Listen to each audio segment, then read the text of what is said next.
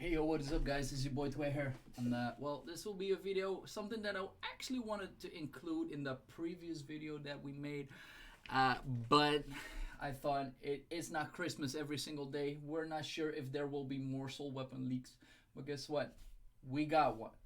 And we got every single one of them on the third batch. So let's just go over which one are going to be broken and which one are not. So let's just check it out. So first one will be Krishas. Now Krishas are 9 out of 10 times used in Velkazar, and they're used in PvP. And in PvP, they're pretty good, especially against teams like mine, because I'm relying on buffs and everything. So let's see how this works out. So let's just start off like, how do you get it? Charges up onto 5 times. Okay. Skill cooldowns are pretty high. Mana consumption is also pretty high, and basically 9 out of 10 people use this in a burst comp. So I'm not quite sure whether you can actually activate this all that much. But here we say reduce activation skill requirements up to 4 times. Okay, so there's like a change to that. Okay, but what does it actually do? Okay, so we got 10 seconds. So probably like similar to Kara's, just having something hovering over that, and soul attacks according to the light of Krisha every 3 seconds. So this thing overall does damage. I'm not sure how well it will scale, but the highest one is the green light. But since you have to activate it, I'm not quite sure how good it is. But it attacks 2 enemies, dealing damage, reducing attack damage, recovering mana, and magic attack that ignores defense. Now that last one could be interesting depending on how well this works, because it says 1 enemy. And what does it do on advancement phase? 2, more damage, more mana recovery, and attack reduction. So basically, if you want to survive, seems like a pretty decent one. At least on, I would say Velkazar, it would do pretty well. I'm not quite sure if you use the green light for everything, but overall, it doesn't seem to be like a very OP one, but it could work. Alright, so the next one is Epis. Now, I'm curious about this one because, as some of you may know, I used to grind a 4-star Epis, and till this day I regret it. So let's see if my regret becomes even more. So we got summons the Soul Seductress, increases attack by 40%, 8 seconds. Okay, so that's from the get-go. This is equal to Cecilia's phase 1. For the duration of the skill, normal attacks have 20% chance. Okay, this is something that I don't like, the 20% chance on attack, because her main damage doesn't come from, I would say, attack speed. So I'm not quite sure if I'm liking that. That ignores defense to a target. If absorbent blow hits a target, the effect will activate with a 100%. What? Okay, so basically if you're using S1, then you get that 20% proc, 100% guaranteed. That's pretty good. So that is extra damage. We still don't know anything about the modifiers. Okay, activation chance changed to 30%. Okay, the activation chance is actually way higher than Cecilia's. Cecilia's on 10%, which doesn't happen very often. On phase 2, it's 20%. So damage increases by another 50%. Oh, now this is interesting. The magic damage ignores block and increases magical damage the enemy takes by 30% for 7 seconds. Okay, so there's a debuff. Only downside is it charges up over 18 seconds. So I would say in PvE, awesome. PvP, you won't use it. Like, your Epis will be dead by that time, or you killed the other side of the team. So this is more of a PvE kind of thing. Okay, let's move on. Ezekiel. Now, Hiroki, I'm not sure, man, because I don't honestly know a whole lot about Ezekiel, but let's check it out. So we got 12 seconds of summoning, dealing damage to nearby enemies. Okay, so this is a dot, increasing own attack by 50%. Sick. Okay, for the duration of the skill, Ezekiel is in Fury state. He can still be controlled, and he will not consume HP upon skill use.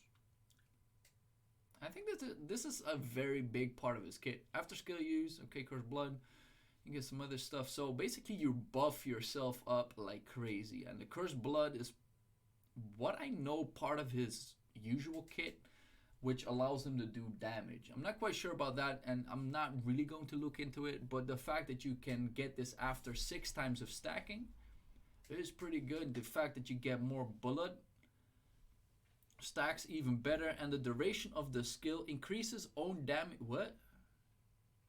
Oh, wow. 30% extra damage. Now, we love that.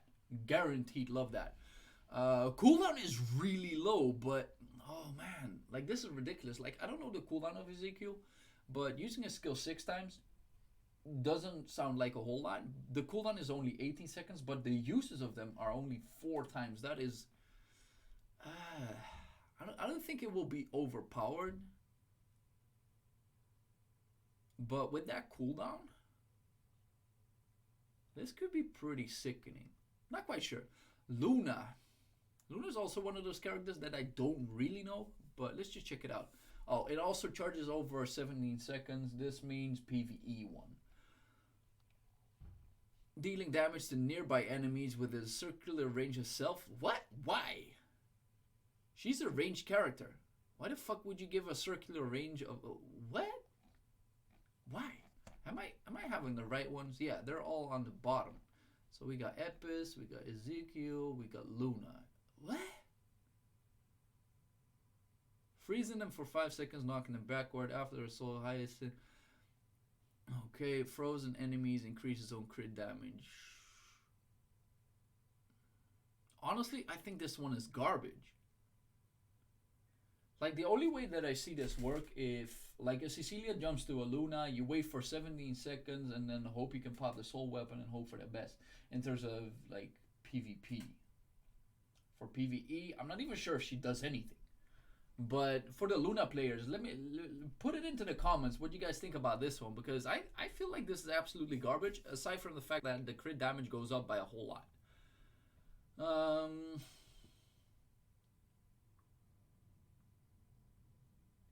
Yeah, so for 10 seconds you also get more targets that you can hit. Like it sounds fancy, but I don't know. You gotta wait 17 seconds on doing that. Doesn't make any sense. So okay, I would say Luna not that great. Okay, Maria. Cocutus, dealing damage, knocking them back. Okay, so it seems something like S1 and inflicting the Raven catastrophe for 10 seconds. What? Wait, is that part of her kit? Because I cannot tell. Let me check that for a second. We got her somewhere. I think she's a middle one. There we go. A Raven catastrophe. Do we have anything here? Nope. Nope. Nope. Do we have anything here? Maria Dark? Nope. Blackwind? Nope. So it seems to be like a new status effect. Yeah, so this is a new status effect and it's an attack reduction of 40%. That is pretty sickening, especially because like her cooldowns are pretty high to some extent, like 25 seconds, 13 seconds, 9 seconds. So if you pop this at the start, which doesn't usually happen, you'll be able to get that within 9 seconds. That is pretty sickening. Oh, this is a healing reduction as well. Oh, wow. Okay. I gotta say, for PvP, this is where Maria shines the most, right? I think this is pretty sickening because the reduction of the activation rate is really low. The amount of times that you can use is 8 fucking times. The cooldown is only 15 seconds. Like I'm thinking Wall Maria, but I'm not even sure if that's a thing, right? But this could very much be like the bigger wall teams in terms of the healing reduction and attack reduction as well. She can pretty much lock them down too. I can see this work. Get some CC resistance up there, get that knockback coming out. I can see Maria work, guys. Oh, that is sickening. Mediana, okay. Okay, so basically what it does, it increases the attack of the ally with the highest attack to 20% of Mediana's attack. Okay, I'm not liking that. That's basically her S3. And healing a total of MP for over 10 seconds. Okay. Charges up over 25 seconds, so you have like, well, A 15-second downtime, basically. Wait, it kind of depends on whenever the cooldown actually starts up. Because, I'm not liking that. Recovers the mana of the target. Attack boost is increased by 50%. Wait, so does that mean like a total of 50%? No, it is increased by, so that is added on top of it. So 70% attack of Mediana's attack? Could be good, but it takes way too much investment to get into that. Next, now, Zacharias, let's see what this is all about. We got the summons of the Assault of the Dimensional Key. Okay. 10 seconds immediately recovers 3 mana. Sick. Duration of the crit damage. What? How do you activate this? Charges 70 times. You're an AoE character. I think you can probably proc this within the first 5 seconds. Yo, you can even lower that shit? Reduces skill activation requirement to 50 times.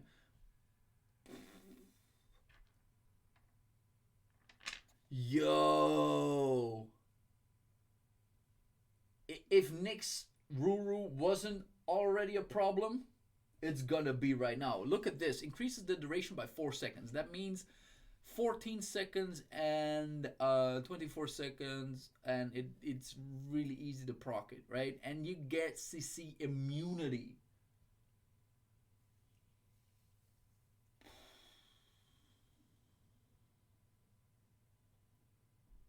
Still, like, they're based off a burst comp, right? They're based off a burst comp. I'm just trying to verify my own life at this point. Like, are we going to see like bigger burst comps, or are we gonna see the wall teams that I envision, right? This will probably be the breaking point. Yo, Nyx users like Zach, please comment down below if you're liking this stuff, if you even see it. Scarlet, now we're coming up at the wall teams, right? Summons the Blade of Conviction, the White Ballona, and increase his own attack by... What? Dude.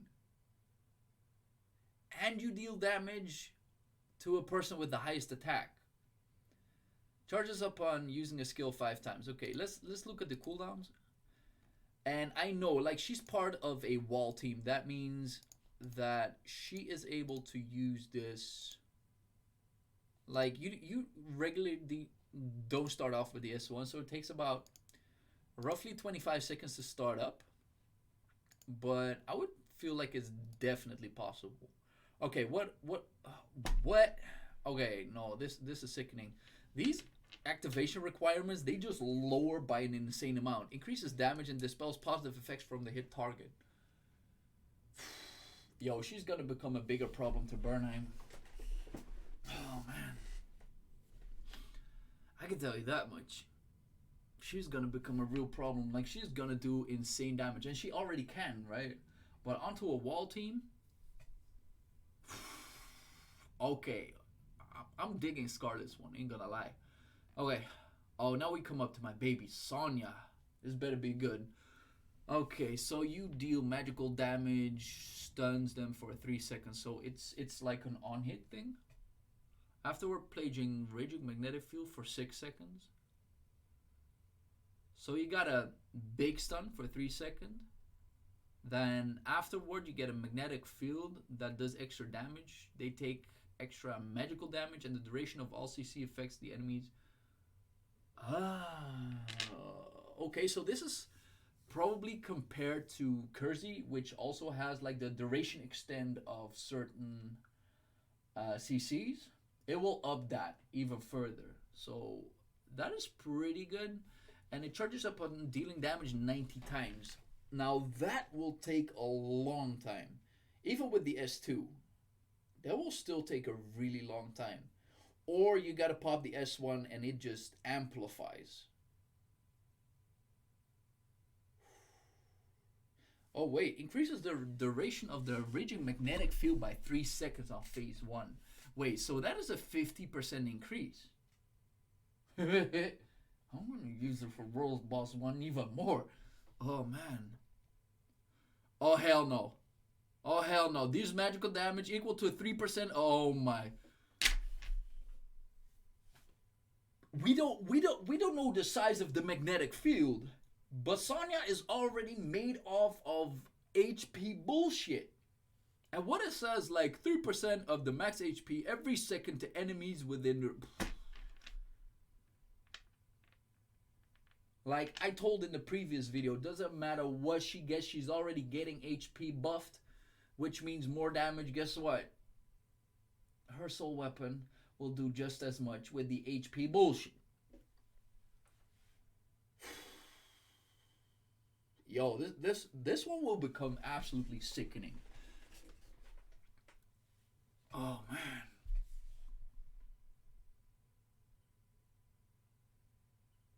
That stuff is just ridiculous. Like I know one or two things for myself. Like I need to get Bernheim's UT2 up to 5-star to allow himself not to get CC, not to get Dispel. So that's one thing that I gotta do, and oh, I gotta get this thing.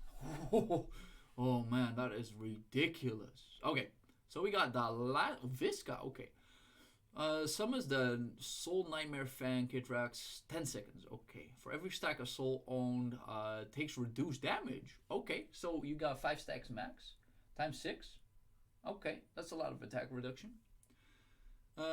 Recovering HP equal to 1% of own HP and mana per second. Okay, so you get more mana and you get healed over time. So basically, you become a bigger tank, I guess.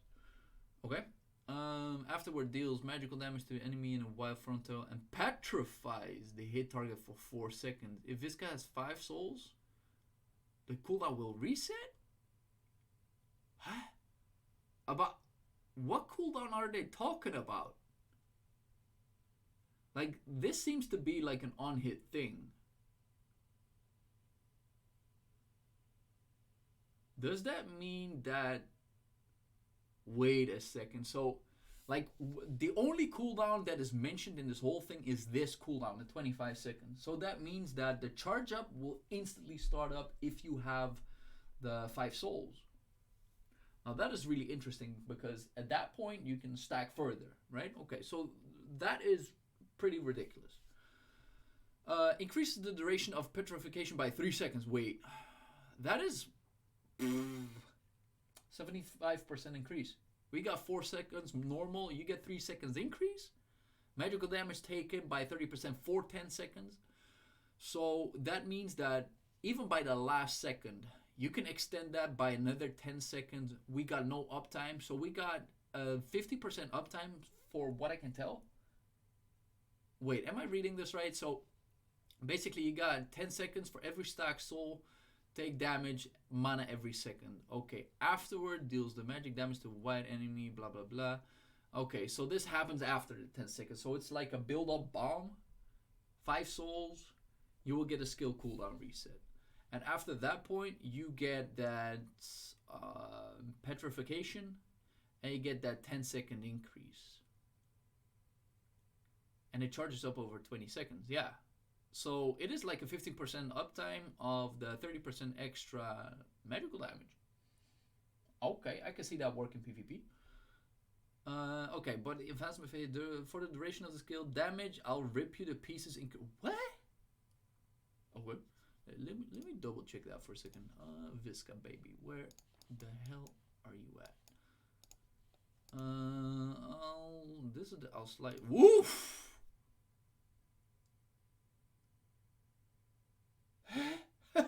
So the S3, her main damaging source, right? Gets more damage. That is 100% increase. The only downside is the availability of use is only 5 times. So this is, you'll be done with this skill like halfway through, like if you use it for world boss, for instance. So would she be really that good? I don't know. But on PvP, like I was thinking of making like a pure magical team for League of Honor with Visca, Bernheim, Sonya, and then some other characters, at least Dosarda. And well, I still got to figure out what I'm going to use afterward. But this is looking like it. Oh man, but I guess this was it. Wow. Okay. I'm at a loss for words. So that kind of concludes the video. Hope you guys enjoyed what we've rambled on so far. So which one do you guys enjoy? And which are the ones that you are scared of the most? Put that down into the comments. And this was Twebby